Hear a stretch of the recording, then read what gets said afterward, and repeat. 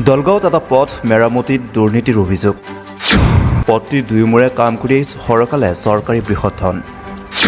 কণ কণ ছাত্ৰ ছাত্ৰীৰ লগতে পথচাৰীয়ে যাতায়াত কৰোঁতে ভুগিছে জমৰ যাতনা।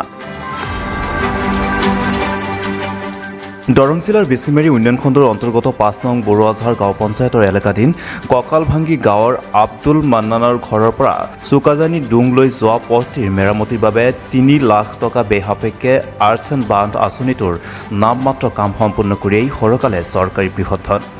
পথটিৰ দুয়োমূৰে সামান্য কাম কৰিয়েই ফটো সংযোগ কৰি সৰকালে চৰকাৰী বৃহৎ ধন। ৰাইজে এই বিষয়ে প্ৰশ্ন তোলাত দুৰ্ব্যৱহাৰ কৰাৰ অভিযোগ তুলিছে ভুক্তভোগী গয়াই।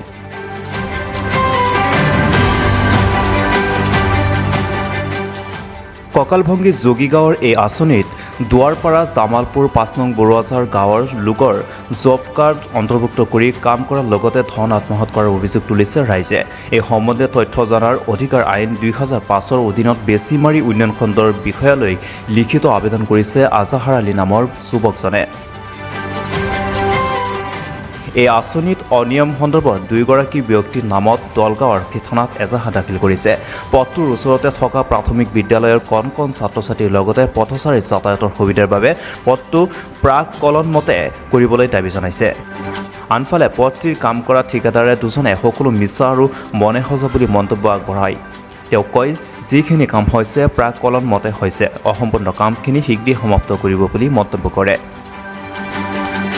তাৰমানে এইখন ৰাস্তা মন্নানালী হাউজৰ পৰা ইদ্দিছ আলী হাউজলৈ তাৰমানে চকাজানি নদীৰ কিনাৰত পায়।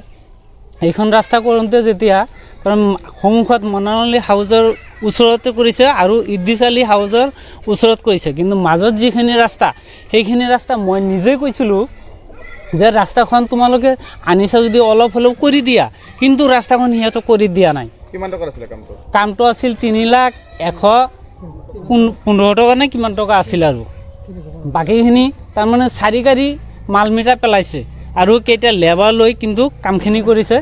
মই বাৰে বাৰে সিহঁতক অনুৰোধ কৰিছিলোঁ ৰাস্তাখিনি কৰি দিয়া, কিন্তু কৰি দিয়া নাই। কয় মাটি আমি পেলাব নোৱাৰোঁ, মাটিৰ পইচা ইয়াতে নাই।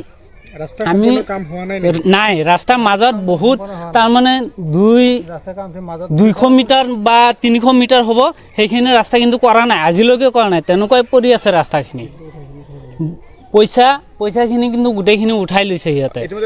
নাই ব্লগৰ পৰা যিজন আহে আকবৰ আলী, সি তাৰমানে মন্নানালী ঘৰৰ ওচৰত যিখিনি ৰাস্তা সন্মুখত সেইখিনি কেমেৰা মাৰি গুচি যায়, আৰু ইদ্দিছ আলী হাউচৰ ঘৰৰ ওচৰত সেইখিনি কেমেৰা মাৰি গুচি যায়।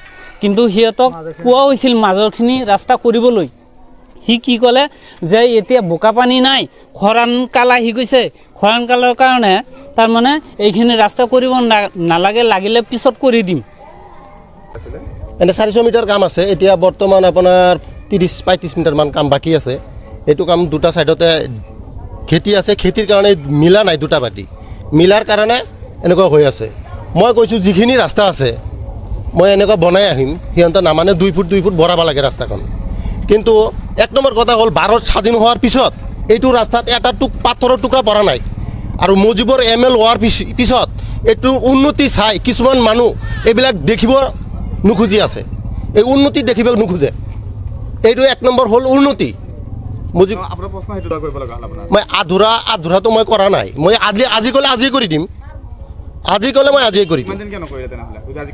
দুটা পাৰ্টি মিলা নাই কাৰণে মই কৰিব পৰা নাই। মই কেনেকৈ কৰিম? মই ৰাইজৰ লগত মাৰপিট কৰিম নেকি দুটা পাৰ্টিৰ লগত? দুটা পাৰ্টি মিলা নাই, তাতে দুটা পাৰ্টি আছে, খেতি এইফালেও খেতি আছে, সেইফালেও খেতি আছে, দুটা পাৰ্টি মিলা নাই, সেইকাৰণে মই কৰা নাই। আৰু পঞ্চায়তত যিটো ইদ্দিছ আছে, ইদ্দিছে তেওঁ ক'লে যে এনেকুৱা কৰিব নোৱাৰিবা কাম, তুমি ৰাস্তা এইখিনি এৰি দিয়া। ঠিক বুজিম। আকবৰ তেওঁৰ নামত অভিযোগ উঠিছে যে দুইফালে ফটো মাৰি বিল সম্পূৰ্ণ মুকলাই দিছে, কথাটো কিমান সঁচা? এইটো আকবৰৰ কি? এইটো আকবৰৰ কথা নহয়তো। তো ইয়াতে দুটা পাৰ্টি মিলা নাই, আকবৰে কি কৰিব, মই কি কৰিম কওকচোন? দুইফালে ফটো মাৰি বিল মুকলাই দিছে, কিমান সঁচা কথাটো? বিল এটা বাকী আছে।